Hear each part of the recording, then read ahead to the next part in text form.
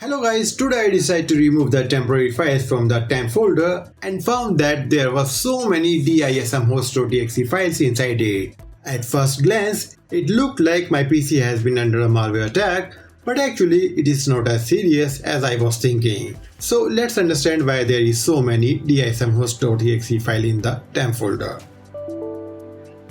Temporary files for Windows Update. Basically, DISM is a Windows tool and often used by Windows during update, system repair, or while cleaning up Windows image file.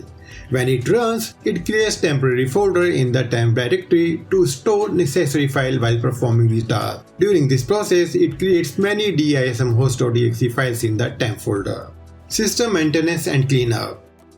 DISM tool is also used for maintaining and cleaning Windows components, especially when you run commands like dism command. During this operation, it uses temporary storage in the temp folder and creates lots of DismHost file in the temp folder.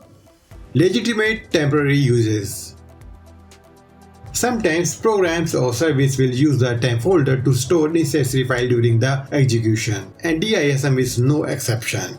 After completing its task, DISM typically removes these files, but in some cases, they may remain in the temp folder, especially if the process was interrupted or didn't clean up properly. This is another case when DismHost remain in the temp folder. Malware disguise. Rare but possible. While DismHost.exe is a legitimate file, malware can disguise itself with the same name and leave behind suspicious folder in the temp directory.